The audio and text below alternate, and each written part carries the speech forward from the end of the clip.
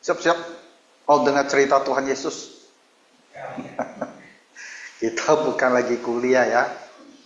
Jadi kita hanya mau dengar apa yang Tuhan Yesus lakukan. Supaya kita bisa ya belajar sesuatu dari Tuhan Yesus. Sesudah itu Yesus pergi ke pantai danau. Tahu tidak? Kenapa Tuhan Yesus sering mengajar di tepi danau? Mary, tahu tak? Kenapa? Kenapa? Ibu Alio tahu? Kenapa dia, kalau kita baca ya, kan sangat sering loh dia mengajar di tepi danau. Kenapa? Saya pikir ya, kalau dilihat dari kisah-kisah yang lain, karena yang ikut dia itu banyak sekali. Jadi kalau dia berdiri di darat, kan banyak itu yang dekat sekali itu. Berkerumun dekat kan? Nah kalau berkerumun, maka yang jauh itu susah melihat dia, susah mendengar. Jadi dia sering ke pantai, dan dia naik perahu agak ke tengah sedikit, jadi bisa ngomong. Oke? Nah, Yesus pergi lagi ke pantai danau, seluruh orang banyak datang kepadanya. Jadi pada waktu itu ya, kalau kita hidup pada waktu itu, saya rasa kita juga pergi ikut Tuhan Yesus. Begitu banyak orang selalu ikut ya, kemana dia pergi mereka ikut. Untuk apa? Lalu ia mengajar mereka. Nah, Bapak Ibu, satu hal yang sangat penting yang Tuhan Yesus lakukan adalah mengajar firman Tuhan. Ya, jadi kita di dalam gereja, di dalam persekutuan, kita tuh selalu mau belajar firman Tuhan. Setiap hari ada dengar firman Tuhan di rumah, sudah belum dibantu? Belum semua. Kalau ada yang punya kesulitan, ya cari dengan Johnny sama Lause Denzel ya, supaya di HP-nya bisa diinstal Alkitab Suara. Jadi tiap hari kamu bisa dengar. Nah, kita orang Kristen ada satu hal yang sangat penting, yaitu selalu mau mendengar firman Tuhan. Karena Tuhan Yesus, kalau dia kumpulkan orang banyak, dia mengajar mereka. Ya, ia mengajar mereka. Tahu tidak kenapa kita harus baca firman Tuhan? Karena Tuhan kita itu kan roh. Ya, roh. Dia roh, tidak kelihatan. Tapi apa yang Tuhan ingin kita ketahui, dulu dia utus nabi-nabi dan rasul-rasul untuk mengajar. Dan semua yang mereka sampaikan dicatat di Alkitab. Nah, jadi sekarang kalau kita baca Alkitab ini, atau kita dengar firman Tuhan, itu seperti ya kita mendengar dari rasul-rasul dan nabi-nabi dahulu. Jadi yang rajin. Nah, banyak kita membaca kitab, iman kita pun bertumbuh. Jadi hari itu di tepi danau banyak sekali orang dari sana. Hitungannya pasti ribuan orang. Lalu Yesus mengajar mereka. Kemudian setelah selesai, kita tidak tahu ya, Tuhan Yesus ini lagi mau kemana. Karena tak ditulis. Tapi dibilang, ketika ia berjalan lewat di situ, ia melihat Lewi, anak Alfeus, duduk di rumah cukai. Jadi Tuhan Yesus mungkin ini pulang nih, lagi pulang ke rumah. Waktu dia jalan kaki ya, dia lewat satu pos. Pos apa? Pos bea cukai. Kalian tahu tak di Batam pos bea cukai ada di mana? Kantornya ada di Baloi ya, mana ada Baloi cukai itu. Bea cukai. Kalau kita pulang dari Malaysia, kan kita harus hadapi orang bea cukai kan, betul tak? Masuk alat itu, di screening, ya yang jaga itu orang bea cukai itu. Di pelabuhan semua ada bea cukainya. Nah, kita semua suka tak lihat bea cukai? Ada yang suka lihat bea cukai? Ya, kalau kita udah bawa barang loh, bawa barang kan, kita pikir ini bisa lewat tidak nanti itu. Jangan ditahan sama bea cukai, atau dipanggil masuk kantor kan? Kita, wah ini mah apa ini? Orang tak suka sama bea cukai, karena bea cukai kan mau tarik cukai, tarik pajak barang. Ya sekarang kita di negara Indonesia, negara kita sendiri, ya kalau sesuai peraturan ada barang yang harus bayar cukai, ya kita harus bayar. Ya uang itu masuk ke negara, dan uang itu dipakai untuk apa? Ya untuk pembangunan lah. Ya semua kantor pemerintah, semua jalan, semua pelabuhan kan dibangun pakai pajak, ya. Nah, tapi pada masa ini agak sedikit lain.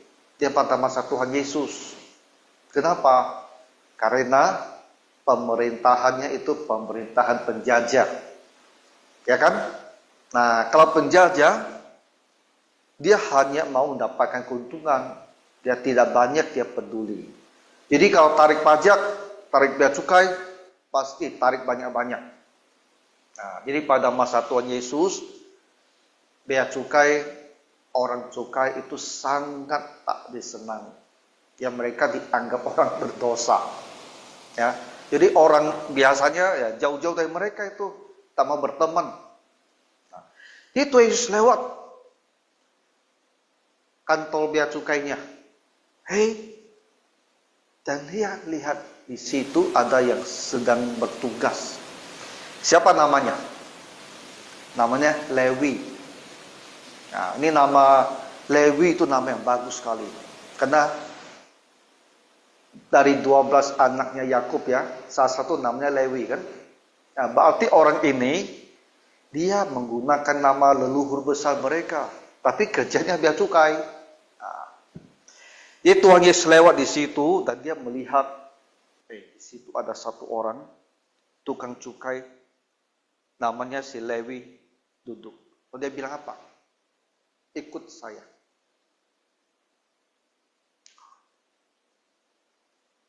Orang lain mau bicara sama Lewi pun mereka tak suka. Kan dia tukang cukai. Tapi Tuhan Yesus bilang, ikut saya. Tuhan Yesus sebaliknya, dia malah ingin Lewi ini menjadi muridnya. Dia mau menerima Lewi.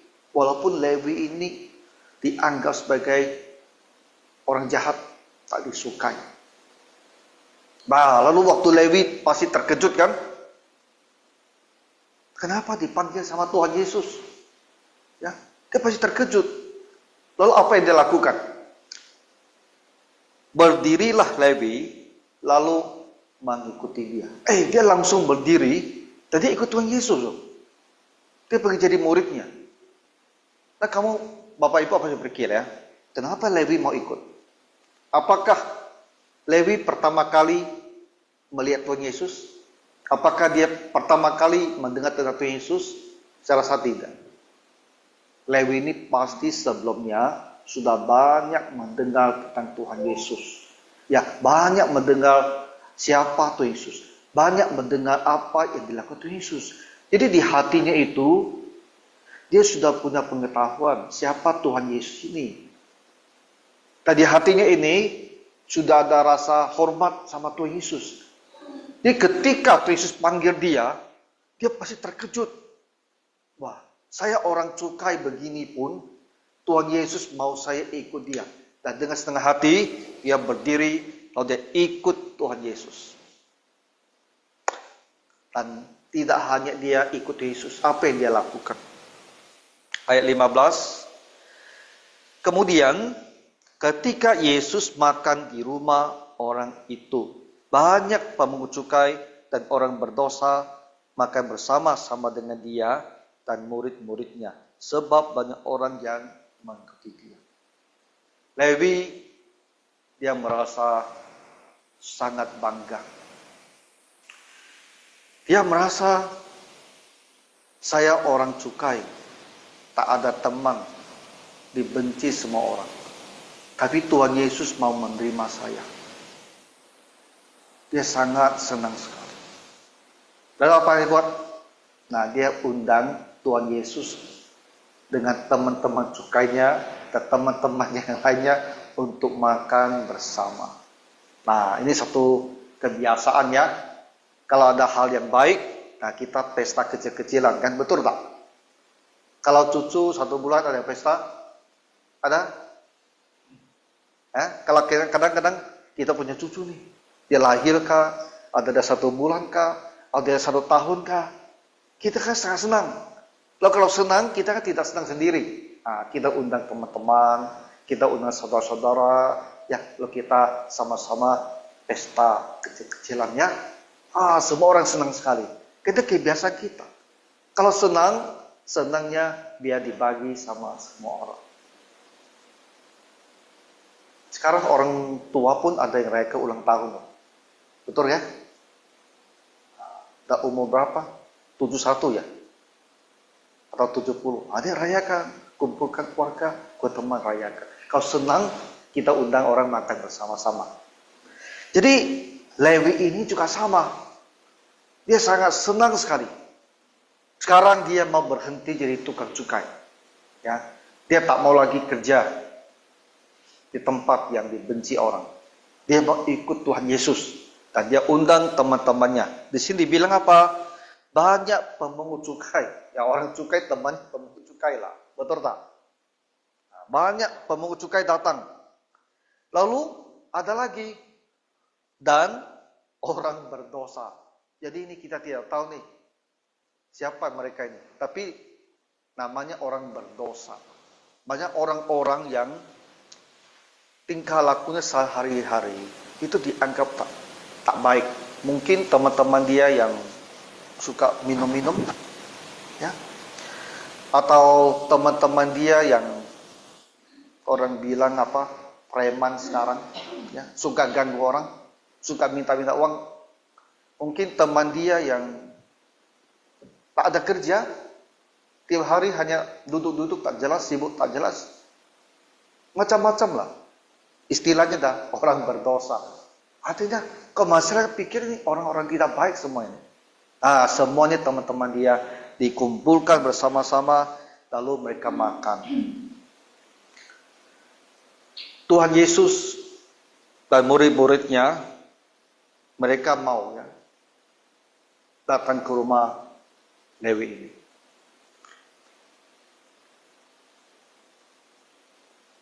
Orang biasanya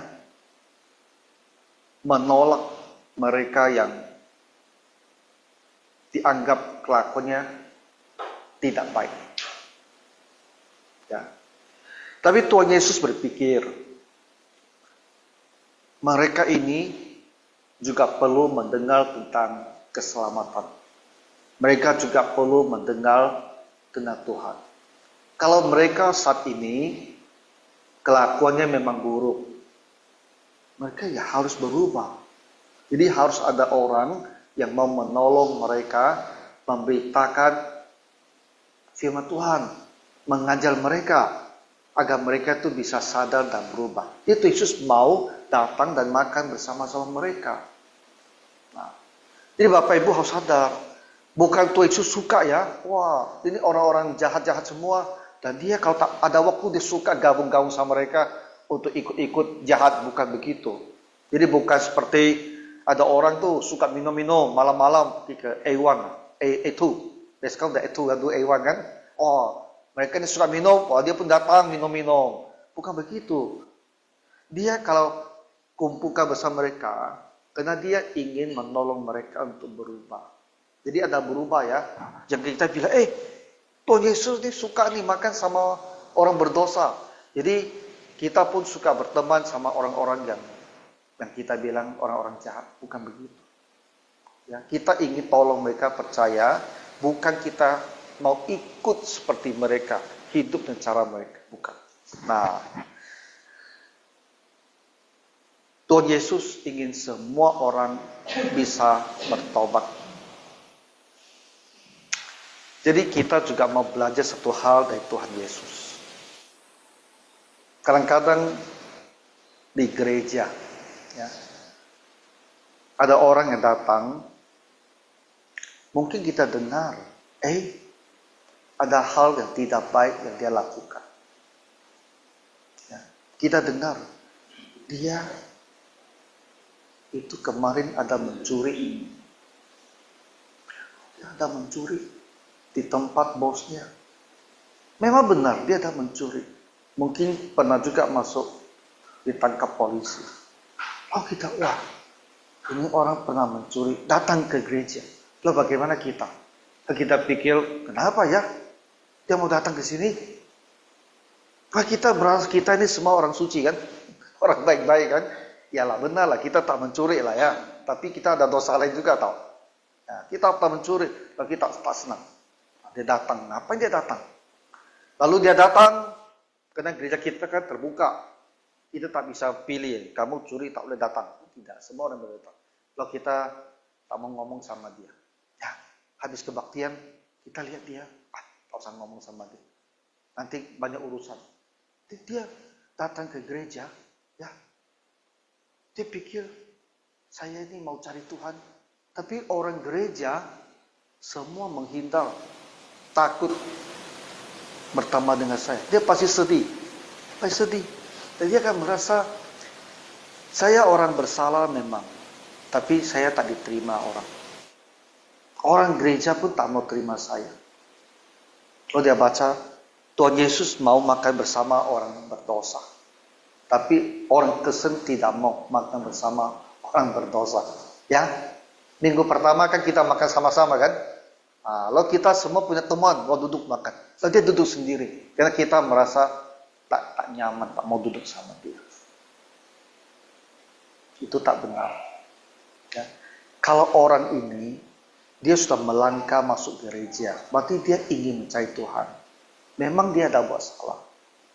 Kita harus berteman sama dia. Tapi kamu hati-hati. Ya, kadang-kadang orang yang pernah berbuat seperti ini, kalau dia belum benar-benar bertobat ya, walaupun dia datang ke gereja, bisa juga dia mencuri di gereja, tahu? Ya, bisa juga dia lakukan. Tapi kita jaga-jagalah. Kamu jangan lalu taruh dompet kamu di atas meja lalu kamu pergi ke dapur. Lalu kamu hilang tanggung jawab sendiri. Kita tidak tahu dia punya masalah seperti dulu. Kita bisa berteman, bisa duduk sama dia, dan kita berharap dia berubah. Dan nanti lama-lama dia ikut Tuhan, dia benar-benar berubah. Tapi awal-awal ya kita juga jaga diri. Dan kita pikir, wah dia masuk gereja, berarti dia sudah tidak enggak juga. Pernah satu orang, dulu hampir 20 tahun lalu lah, datang ke gereja, laki-laki ini, Chinese. Dia datang. Lalu dia kebaktian, kan depan kita Hupreska ada kebaktian juga kawan. Betul ya, hari Minggu kan. Lalu dia pergi ke atas, dan dia pergi curi barang orang. Dan ditangkap sama polisi. Masuk penjara dia itu. Nah, jadi kita ingin menyambut semua orang. Kasih orang kesempatan. Ya, memang orang punya masa lalu mungkin buruk. Tapi kalau dia datang ke gereja, kita harus kasih orang kesempatan. Ya, kita harus sambut dia, sambil kita jaga-jagalah. Jangan kita sendiri dirugikan. Jaga. Tapi terima dia, bantu dia berteman, bantu dia lebih mengenal Tuhan. Nanti kalau dia benar-benar bertobat, ya Roh Kudus menolong dia. Hal-hal buruk dia tinggalkan. Ya. Banyak orang seperti itu. Orang yang datang ke gereja, mungkin ada yang datang, hei, kamu pergi ke toilet kan? Hei, ada tato di dadanya. Hah? Betul? Lalu, wah, kok bisa ya? Kok bisa ya? Dia datang ke gereja, dia buka sini. Ada tato. Dia buka di perut sih, ada tato. Waduh, saya pernah satu kali kaget dong. Di sekolah teologi loh, waktu saya baru masuk, ada senior yang sudah baru selesai. Wah, dia datang ke ruangan kamar kami. Senior kan pertama dia datang. Wah, dia buka baju. Satu punggung semua tato. Terkejut tak? Kok bisa? Di STT, di sekolah teologi, kok bisa? Bisa. Itu dulu dia pecandu narkoba di Singapura. Tapi dia udah bertobat. Dia udah sekolah teologi, udah 4 tahun. Dia mampu jadi hamba Tuhan. Bisa terjadi. Tetapi tak bisa dihapus. Ya, tak bisa dihapus. Apalah, kalau kamu lihat, ada yang pakai tato. Ada yang suka lagi tato di sini. Ya, tato di sini. Apa? Kalau dia datang mau cari Tuhan, kita harus terima dia. Ya. Lalu kita berdoa, bersabar, supaya dia benar-benar ikut Tuhan Yesus. Jadi hal yang lama itu dia tinggalkan. Nah, gereja kita Kristen harus belajar seperti Tuhan Yesus. Mau menyambut orang yang berdosa. Ya. Kalau dia mau berubah, kita harus mau terima dia. Itu masa lalu dia. Ya. Kita semua orang juga ada buat salah. Mungkin dosa kita tak kelihatan sama orang. Ya, karena kita tak buat di badan kan. Kita ada orang lihat. Tapi kita juga ada buat kesalahan. Ya, kesalahan kita mungkin tak begitu menonjol. Ya, ada orang kesalahannya menonjol. Kita mungkin tidak menonjol. Tapi kita juga berbuat salah. Dan Tuhan pun menyambut kita. Waktu mereka lagi makan, ada apa yang terjadi? Ada ahli Taurat, yaitu mereka yang dari golongan orang Farisi. Saya rasa ahli Taurat ini lewat ini. Lalu dia lihat rumah orang cukai itu. Oh, ada keramaian. Ada apa? Dia pergi lihat sedikit. Ya, orang cukai kumpul sama orang cukai biasa kan? Betul lah. Tapi dia lihat-lihat lagi, di dalam rumah bukan hanya tukang cukai, bukan hanya orang berdosa. Di situ ada Tuhan Yesus sama murid-muridnya. Di situ ada Tuhan Yesus yang mengajarkan firman Tuhan. Kan orang suci. Kenapa orang yang suci ini ada di tempat orang berdosa? Dan mereka tak senang. Ahli-ahli Taurat dari golongan Farisi melihat bahwa yaitu Tuhan Yesus makan dengan pemungut cukai dan orang berdosa itu. Berkatalah mereka kepada murid-muridnya, mengapa ia makan bersama-sama dengan pemungut cukai dan orang berdosa? Wah, ini ahli Taurat ini, guru agama ini. Yang kerja tiap hari belajar firman Tuhan. Sama dengan orang Farisi, guru agama.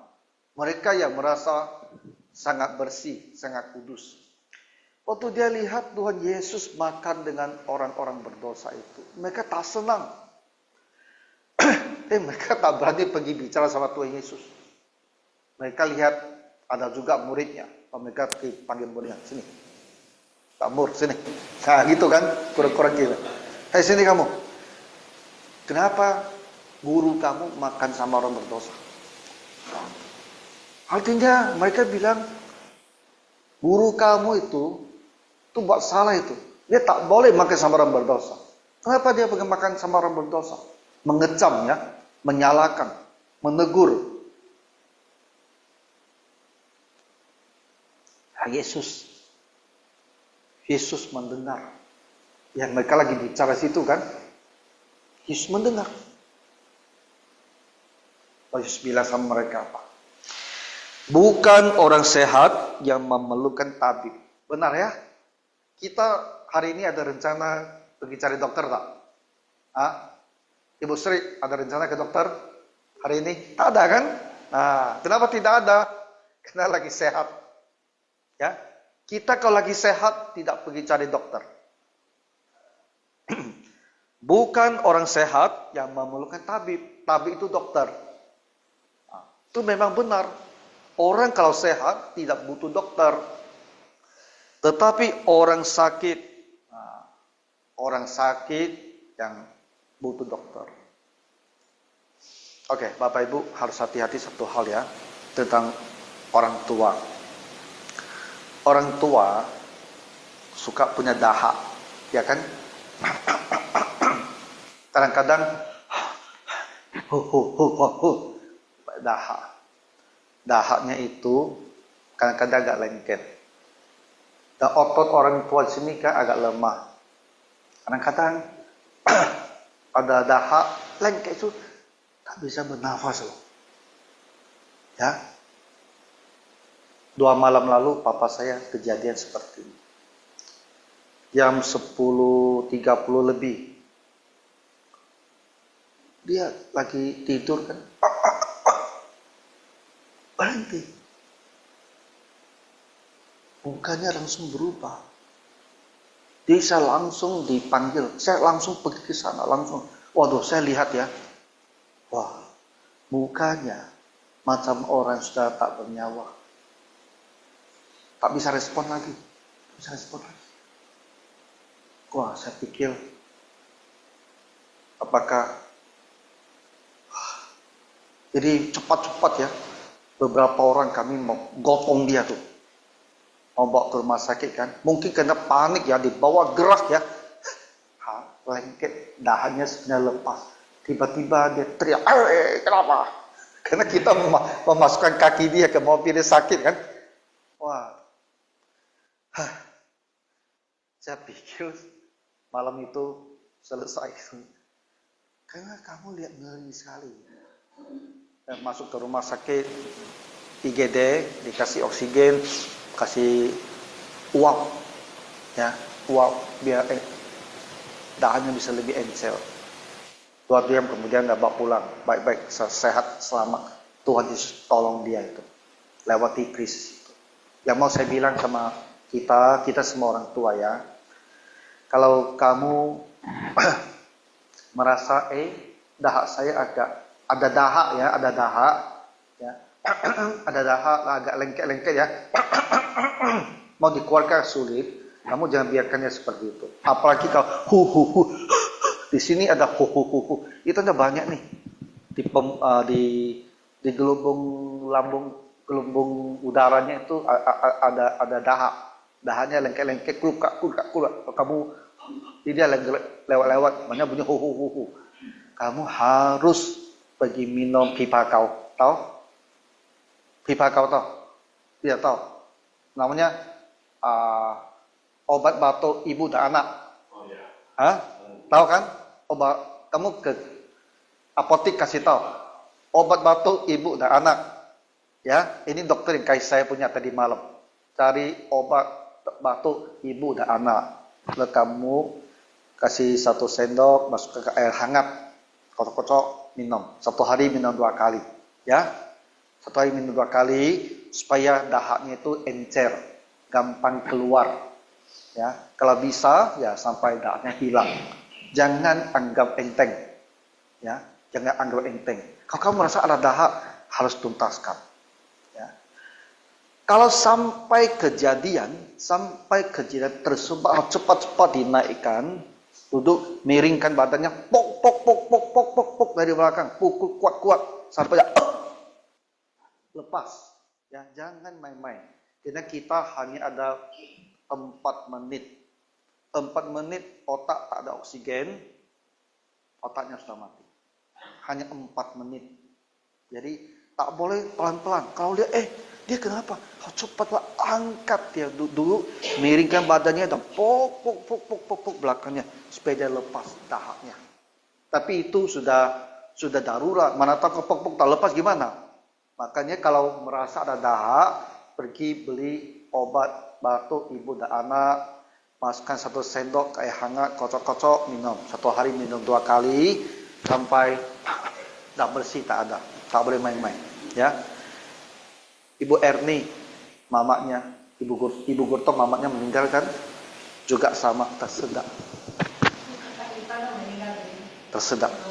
Ya, orang tua suka tersedak.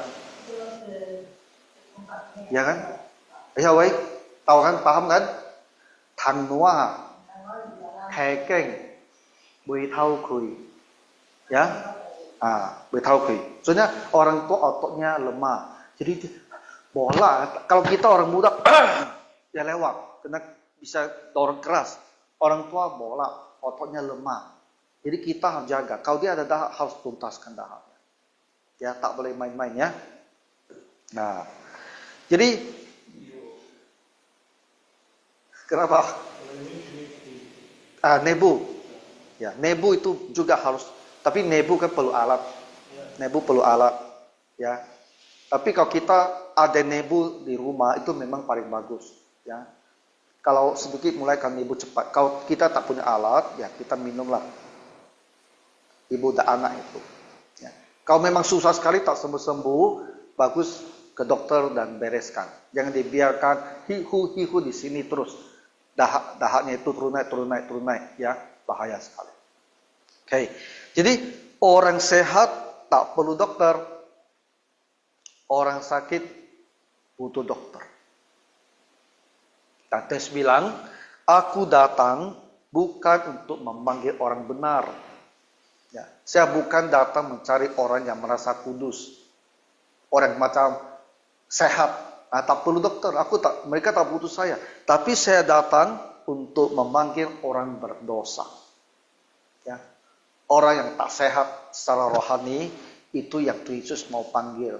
Jadi kita dulu semuanya sebelum kita jadi orang Kristen, ya kita juga orang yang tidak sehat secara rohani. Kita tak mengenal Tuhan, tapi Tuhan datang untuk panggil kita, ya, untuk menyelamatkan kita.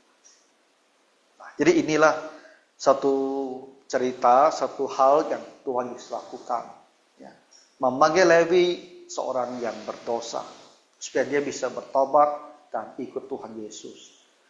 Kita semua ikut Tuhan Yesus. Dan kita juga mau orang-orang yang hidupnya dalam dosa bisa berubah dan ikut Tuhan Yesus. Ya, Tuhan kiranya menolong. Mari kita berdoa. Tuhan Yesus, kami bersyukur meskipun kami orang yang berdosa, Tuhan telah memanggil kami dan selamatkan kami.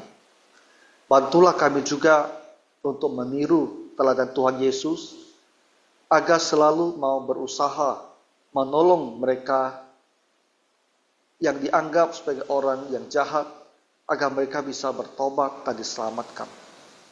Dan orang-orang yang datang ke gereja, semuanya Tuhan bisa kami sambut di dalam kasih Tuhan Yesus. Bapa Surgawi, ampunilah semua kesalahan kami dan bantulah kami. Di dalam nama Tuhan kami berdoa. Amin.